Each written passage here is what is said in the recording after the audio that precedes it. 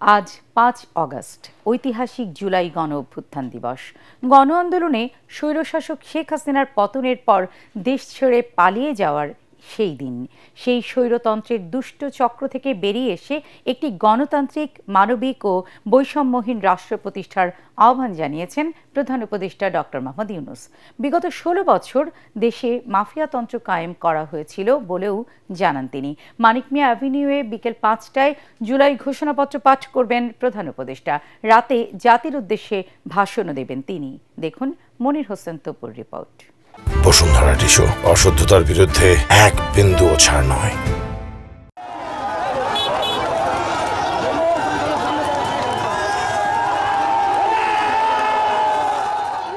২০২৪ সালের এই দিনে দীর্ঘ ১৬ বছরের ফ্যাসিবাদের বিদায় ঘটিয়ে জুলাই গণ অভ্যুত্থানের বিজয় সূচিত হয়।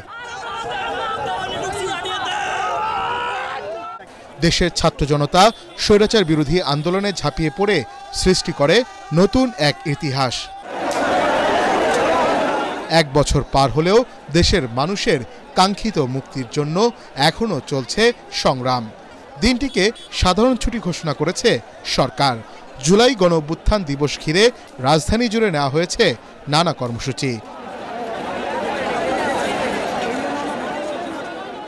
মানিক মিয়া এভিনিউয়ে শুরু হয়েছে জুলাই পুনর্জাগরণের অনুষ্ঠান, চলবে রাত অবধি। বিকালে এই মঞ্চ থেকেই ঐতিহাসিক জুলাই ঘোষণাপত্র পাঠ করবেন প্রধান উপদেষ্টা ডক্টর মোহাম্মদ ইউনূস। ফ্যাসিস্ট আমলের যে খুনিদের, তাদের এখনো কোনো আমরা বিচার পাচ্ছি না, সেগুলো আমাদের দুঃখ আর কি। গত বছর এই দিনে আমরা এই সময় পর্যন্ত অপেক্ষা করছিলাম যে হয়তো আমরা স্বাধীন হব, না হয় আমাদের দেশের অবস্থা আরও খারাপ হবে। কারণ আমরা ১৭ বছর যে অবস্থায় ছিলাম, আমরা কথাই বলতে পারতাম না। কথা বললেই আমাদের জীবনের নিরাপত্তার একটা হুমকি দাঁড়াইতো। এখন স্বাধীনভাবে কথা বলতেছি। সব বাহিনী পর্যাপ্ত মতো তাদের যে ফোর্স সেটা পর্যাপ্ত মোতায়েন করেছে। নিরাপত্তা নিয়ে কোনো আশঙ্কা আমি করতেছি না। দিবসটি উপলক্ষে আলাদা বাণী দিয়েছেন রাষ্ট্রপতি মোহাম্মদ শাহাবুদ্দিন ও প্রধান উপদেষ্টা ডক্টর মোহাম্মদ ইউনূস। ঢাকা জেলা প্রশাসনের উদ্যোগে জুলাই গণঅভ্যুত্থান দিবস উপলক্ষে আয়োজিত অনুষ্ঠানে ভার্চুয়ালি দেওয়া বক্তব্যে প্রধান উপদেষ্টা বলেন, দেশের মানুষের বুকে গুলি চালিয়ে শেষ পর্যন্ত ক্ষমতায় টিকে থাকতে চেয়েছিল ফ্যাসিবাদী সরকার। অভিযোগ করেন, আহতদের চিকিৎসা না দেওয়ার জন্য হাসপাতালগুলোকে নির্দেশনা দেওয়া হয়। আজ আমরা পুরো জাতি একসঙ্গে স্মরণ করছি এমন একদিন যা এদেশের ইতিহাসে গভীর ছাপ রেখে গেছে।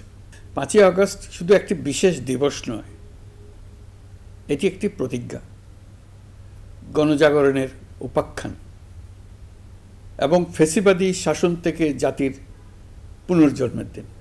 ১৬ বছর ধরে ক্রমাগত হতাশায় নিমজ্জিত ছিল সকল শ্রেণীর আহত জুলাই যোদ্ধাদের অগ্রাধিকার ভিত্তিতে বিনামূল্যে চিকিৎসা সেবা দেওয়ার সিদ্ধান্ত হয়েছে।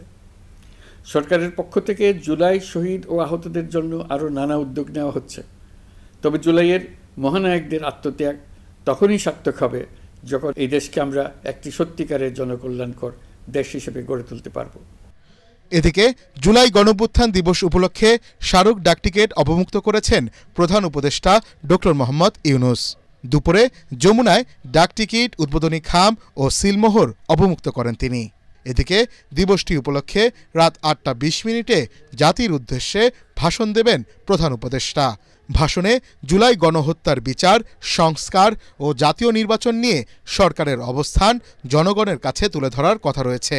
বাংলাদেশ টেলিভিশন সহ বিভিন্ন চ্যানেল ভাষণ সরাসরি সম্প্রচার করবে।